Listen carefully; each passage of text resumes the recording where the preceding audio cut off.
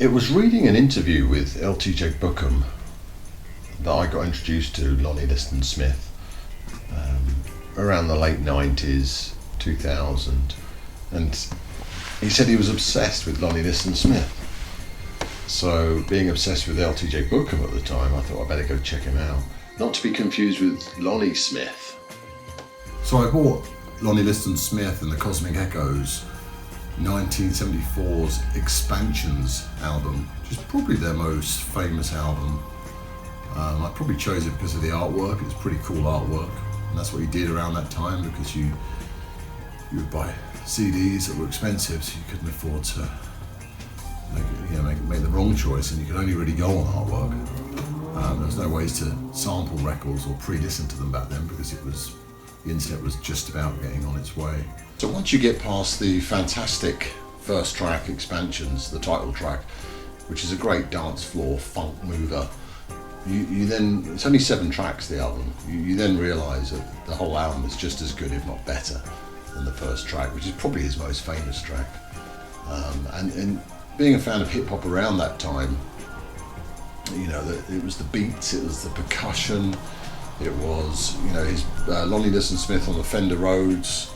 The key playing was something I'd never really heard like before.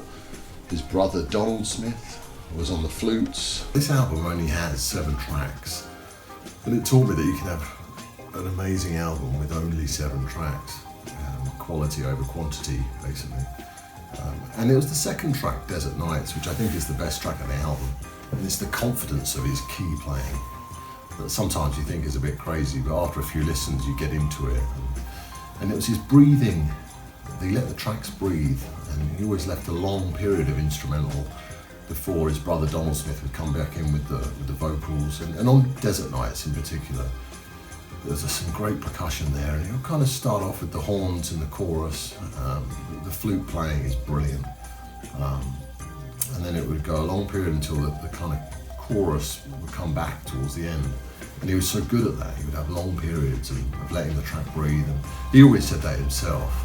You gotta let your playing, let your fingers breathe when you play, because it's just as important, the space in between the notes, as the notes themselves. And you would class this music as jazz, but it was funkier than that. And being into hip hop at the time, the beats, even though these were from the 70s, they really connected with hip hop at that time. The beats, the bongos, just all the percussion, it was superb. The tracks Peace and My Love both have Donald Smith singing, which I must confess, that the first time I heard Donald Smith singing, I thought it was a female. And then when I found out it was who it was, I just had even more respect for him, because it was such a unique voice. It was like the male diva.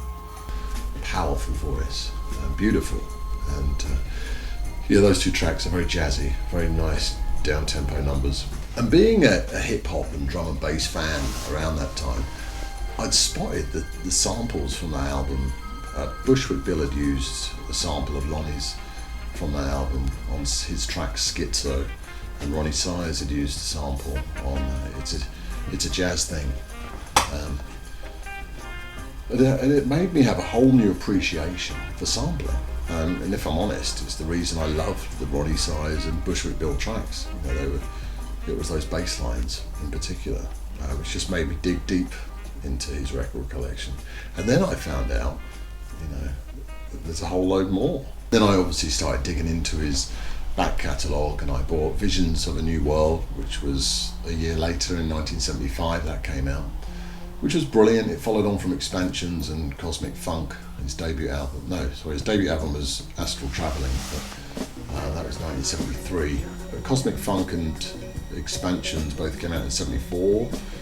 And then it was Visions of a New World, which was another brilliant album. He was really finding his feet at this point, him and the Cosmic Echoes. And again, I noticed on the track Devika, another sample used by Diggable Planets in the 90s. And there were just so many samples, and as I kept listening to more Lonnie stuff, I soon realised that Jay-Z's Dead Presidents had used a Garden of Peace, his track from 1983. Conscious Daughters, We Roll Deep in 93. Then there was this hip hop group in 93 called Hood Rats. Chance the Rapper in 2012 had also sampled Bridge Through Time. Big Crit featuring Big Sant. It sampled Space Lady. Joey Fats sampled Mystical Dreamer. Joey Badass, Summer Nights. Spelled it Summer Nights with a K. They're just off the top of my head that I can think of. There's so many samples on Lonnie Liston Smith. All credit due to Lonnie Liston Smith. In fact, most of his sample work did come from his Flying Dutchman label during the 70s.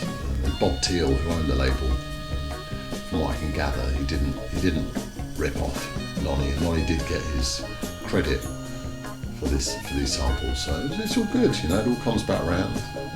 Lonnie's happy.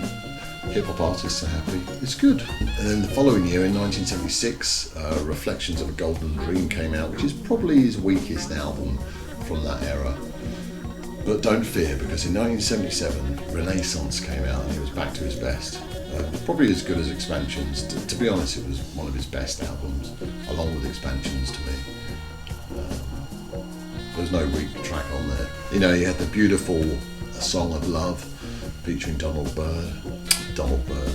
Smith. You had Mardi Gras, which is a brilliant Carnival track, brilliant. The key playing on that is again out of this world. And then you had Starlight and You, which was another beautiful track featuring Donald Smith again. Donald Smith really is at his best on this album, which would sadly be the last album on the Flying Dutchman. And he did some great albums after '77. He did Loveland and Exotic Mysteries. They had some stunning tracks, you know, like Quiet Moments and Loveland, the track itself, lovely tracks. And he had some good stuff. But this was his best era, you know, and this is my introduction to him, because in the 70s was when he did his best work for me. You know, and we mustn't forget that, you know, Lonnie worked with so many great artists, from Miles Davis to Gato Barbieri, which incidentally was a brilliant track, Bolivia. Now, what I love about Lonnie is that he's a real dreamer, and you can really feel that in his music, you know, the escapism. He just longs for visions of a new world, you know, just where everyone gets along and full of positivity. And you can really feel that in the music. So many years later, you know, now I would say I am a keen jazz fan, and it was Lonnie who opened the door, really, for me to get into jazz in my mid-20s. Because to me at that point, jazz was something that it wasn't catchy, it wasn't grabbing me. But now, how wrong I was. So this is my top 10 of Lonnie Liston Smith. They're mostly they're all from the 70s era, apart from Garden of Peace, which was in '83. But there's so many more great tracks to check out. This is like a taste of what I think he's best at. So I hope you've enjoyed my introduction to Lonnie Liston Smith and the Cosmic Echoes. And like I say, you know, that what separated them from anything else around at that time, and even today, was just the beats, that it was funky, it was gritty, the percussion, the bongos, the keyboard playing, the flute playing, Donald Smith on vocals. Yeah, it was all just a combination of brilliant jazz without being typical jazz. It was funky.